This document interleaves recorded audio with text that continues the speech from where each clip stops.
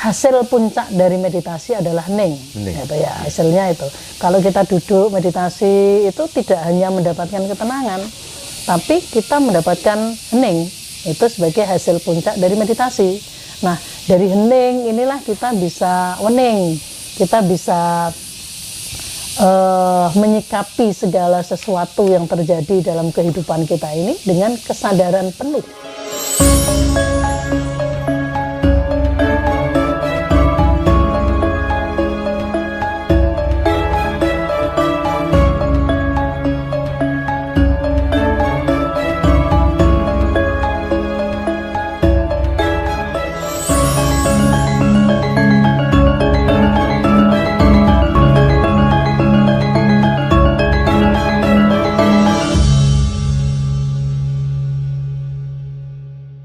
Bid'ah, musyrik itu kan muncul dari salah satu agama budaya. Jadi ada syirik misalnya sebagainya. Bagaimana perspektif Jawa memaknai tentang syirik, bid'ah, musyrik itu Buddha? Kalau dipandang dari perspektif Jawa. Kalau syirik itu kan mensekutukan Tuhan. Bid'ah itu menambah-nambahkan yang tidak ada, yang tidak dilakukan oleh Nabi kan. Ini menurut ajaran agama Islam ya. Karena ini kan bahasa Arab, jadi kita konteksnya bahas dari segi bahasa artinya dulu gitu. Nah, saya kira kembali ke tadi Mas, jadi kita jangan mudah terpancing atau terbawa penilaian mereka gitu. Mereka sedang mendakwahkan ini kepada kaumnya, pada saudara-saudara kita yang Muslim gitu. Kalau selama kita apa yang diyakini oleh teman-teman para pelaku spiritual dan budaya Nusantara ini tidak merasa menyembah selain Tuhan, tidak menambah-nambahkan, melebih-lebihkan sesuatu selain apa yang kita percaya, kayak tadi menyembah batu, menyembah pohon, itu kan kita tidak. Tapi itu hanya kita pakai sebagai sarana manifestasi penyembahan kita kepada Tuhan. Ya kita nggak perlu galau, nggak perlu risau gitu ketika diomongkan begitu. Hanya simple, mereka berbuat begitu, mereka mengatakan begitu karena mereka tidak tahu. Itu saja. Lanjut Buddha ke pertanyaan selanjutnya.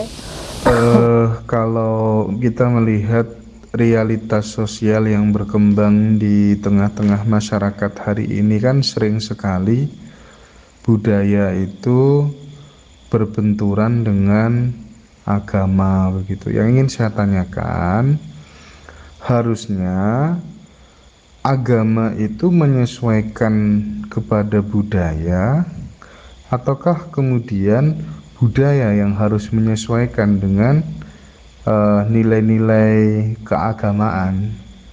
Nah, bagaimana menanggapi hal tersebut, Bu Ida? Membahas agama dan budaya ya, ini menarik.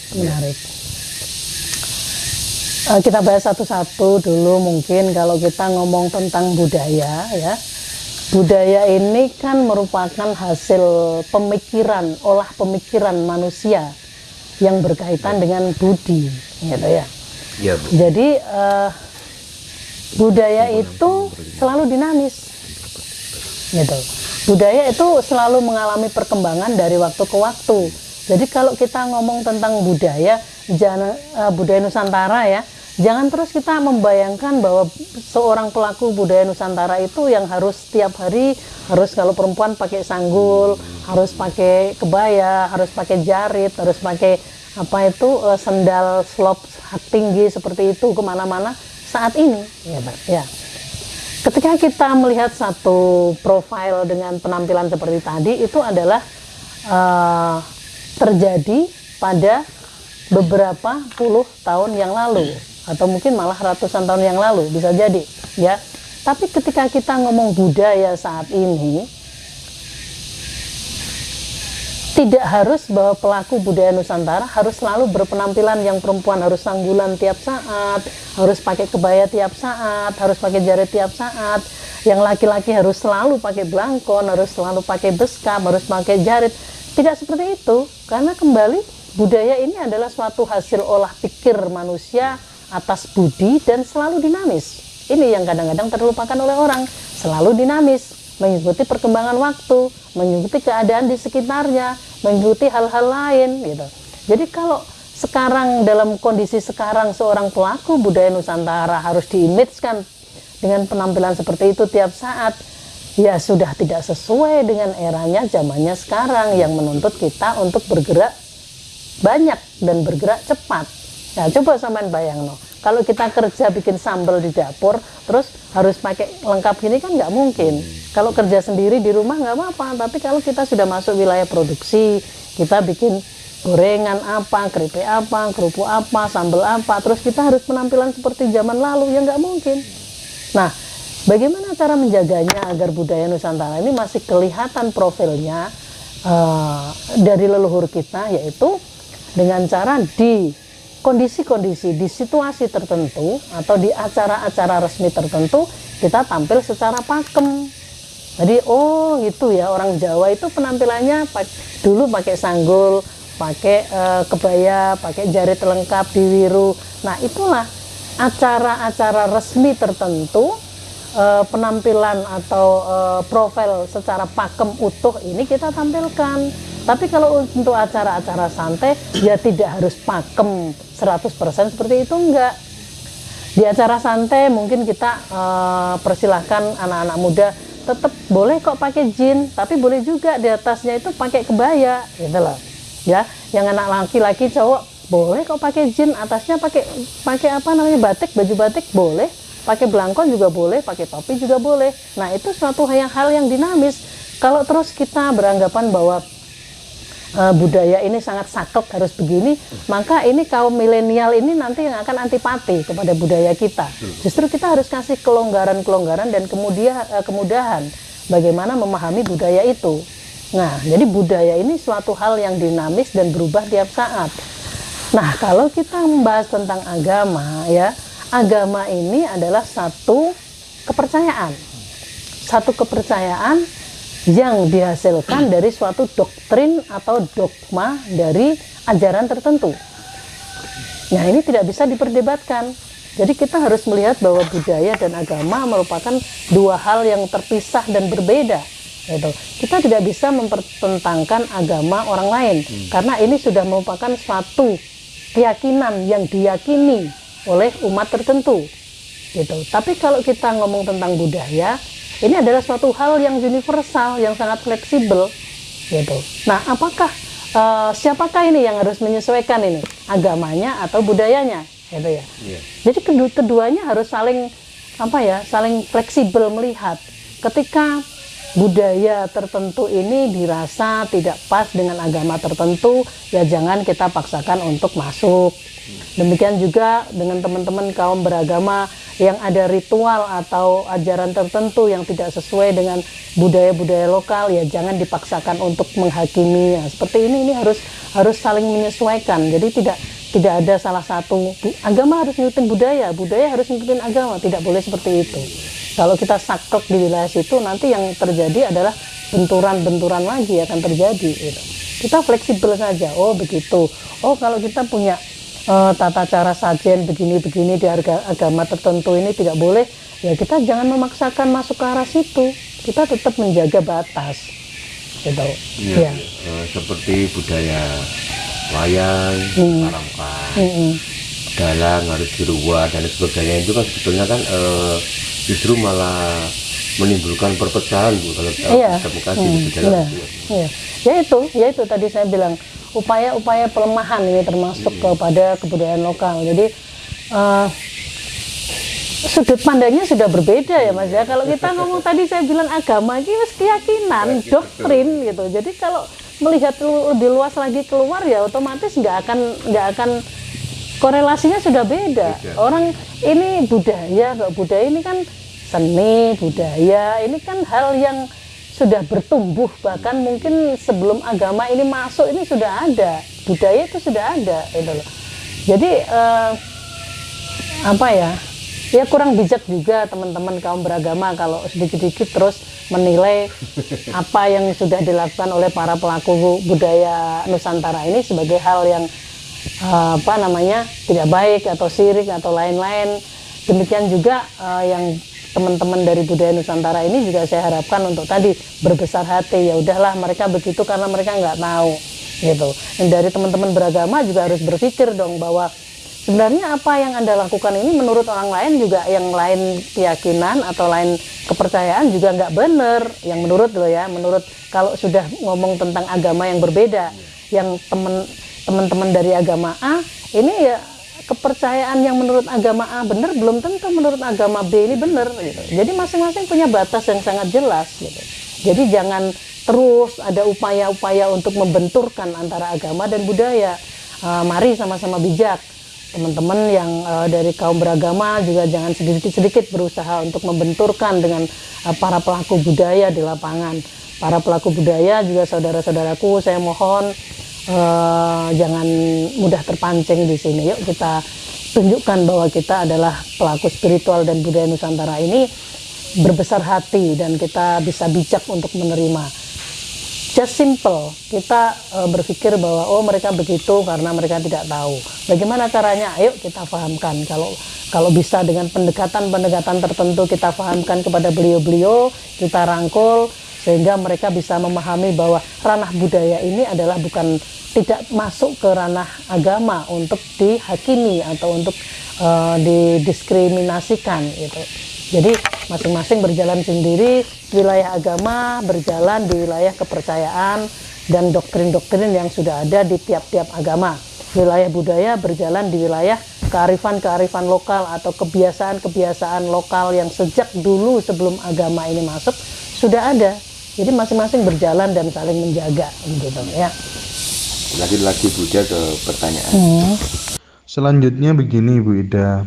Bu Ida ini kan dikenal sebagai pelaku bahkan pembimbing meditasi ya.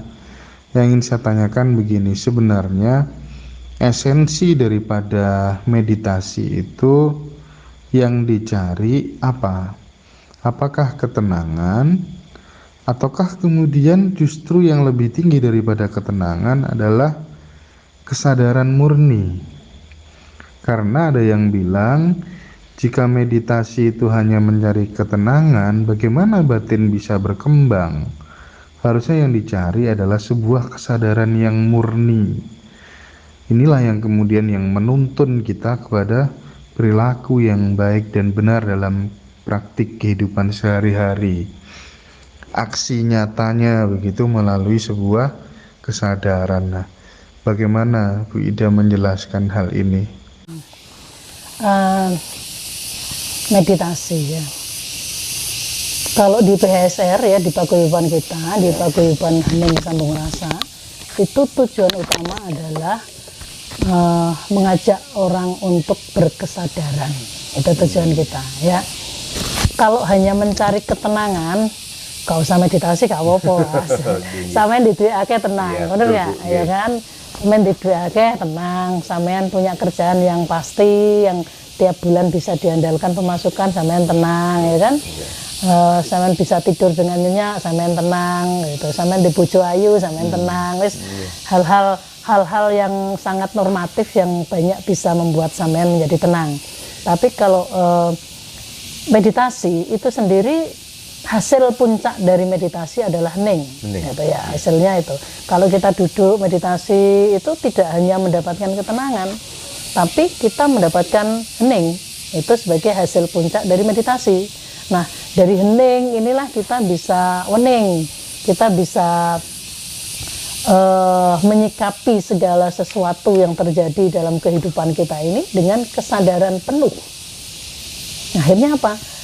Ketika kita tidak mempunyai kesadaran murni, kita akan limbung atau kita akan bingung tiap kali kita menghadapi suatu problema, gitu kan?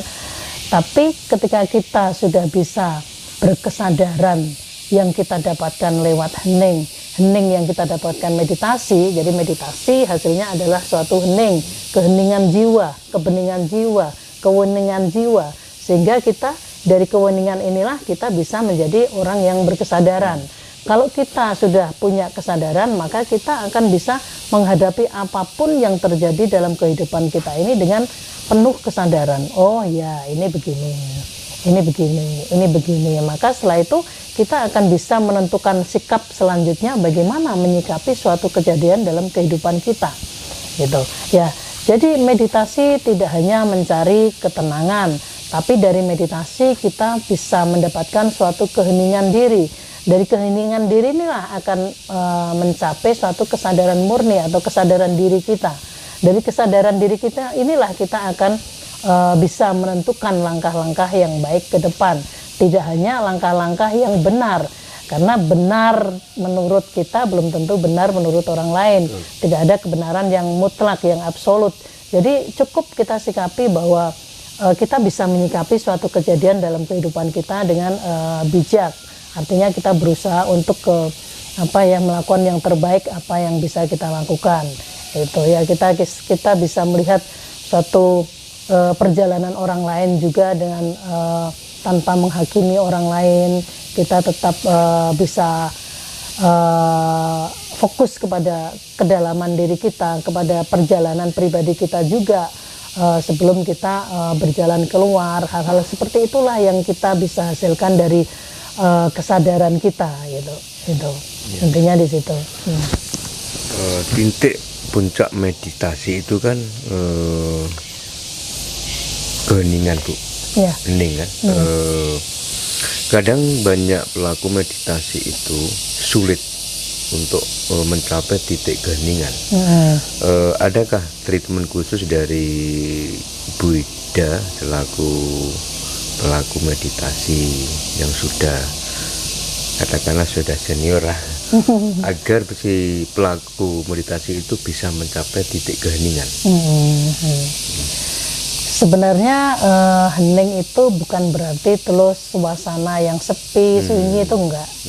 Keheningan itu adalah kondisi jiwa. Kondisi jiwa yang kita hasilkan dari meditasi, gitu ya. Nah, meditasi adalah suatu ritual kita untuk berdiam diri. Biasanya bagi para pemula memang membutuhkan bantuan situasi atau kondisi di sekitar kita yang sunyi. Contohnya mungkin bisa kita lakukan di dalam ruangan yang tenang, yang gelap, yang tidak ada sinar, yang tidak banyak orang, tidak banyak berseliweran kendaraan atau suara-suara lain. Itu adalah suatu prakondisi yang membantu kita untuk konsentrasi. Jadi tidak mutlak dibutuhkan kalau kita sudah mencapai level tertentu. Bahkan ketika kita sedang menyopir, kita sedang berjalan, kita naik bus, kita di pasar juga kita bisa menghasilkan tetap menjaga kondisi hening kita. Tidak harus dengan kondisi meditasi dengan sikap badan yang duduk, dengan kondisi tangan tertentu, bukan begitu. Gitu. Jadi yang bisa dilakukan mungkin para pemula bisa dengan mengkondisikan situasi di sekitar kita. Nah, memang sulit untuk mencapai suatu konsentrasi atau keheningan bagi para pemula, tapi itu terus harus dilatih. Tanpa satu latihan kita tidak akan bisa untuk menuju ke situ, dan latihan itu tidak 1-2 bulan, bahkan mungkin bisa tahunan, gitu loh. Bisa tahunan. Kalau untuk mencapai suatu kondisi kebeningan jiwa tadi tidak bisa didapatkan dalam waktu yang sangat singkat, karena itu adalah merupakan satu perjalanan yang panjang dan dibutuhkan satu tahap-tahap tertentu. Gitu. Mungkin di awal-awal hanya perkenalan dulu, tata caranya secara fisik begini. Ada yang dari kelompok-kelompok meditasi lain itu banyak sekali tata caranya, tangannya sikapnya bagaimana, mudranya bagaimana. Nah, kita juga punya tata cara sendiri bagaimana tata caranya. Itu sebenarnya hanya suatu kondisi penyeragaman posisi tubuh, karena kita suatu paguyuban ya. Kalau kita mau bergerak bersama itu kan harus ada gimana sih ciri khasnya. Kalau di PHSR itu ciri khasnya tangannya begini. Nah, itu kan penyeragaman. Tapi pada basicnya itu sebenarnya kita tidak tergantung pada posisi tertentu. Kalau kita ini mau meditasi bisa dengan rileks. Kalau memang kuat untuk duduk dalam waktu yang lama silahkan. Kalau semuanya ada kendala kaki ini mungkin yang asam urat atau cacat atau luka atau gimana, bisa dengan berselonjor. Bahkan kalau yang tidak kuat untuk duduk lama bisa dengan tiduran. Jadi artinya segala posisi bisa kita lakukan untuk bermeditasi. Nah, dari sikap yang rileks itulah kita akhirnya bisa secara bertahap itu menuju keheningan. Nah, keheningan diri inilah adalah suatu hasil dari meditasi, di mana kita tidak akan mudah terpengaruh oleh gejolak-gejolak yang ada di luar diri kita. Kita akan tetap menjaga keheningan diri kita, tetap terus berjalan walaupun di jalan yang sunyi. Sebagai pejalan sunyi, sebagai pelaku hening, kita tidak akan mudah untuk terpengaruh oleh orang-orang yang ikut berjalan di belakang kita. Harus tetap fokus kepada perjalanan diri. Kita boleh melihat perjalanan orang lain, tapi kita tidak boleh dengan mudah terpengaruh oleh riuhnya perjalanan-perjalanan atau suara-suara yang ada di luar diri kita. Itulah keheningan, itu sebenarnya di situ.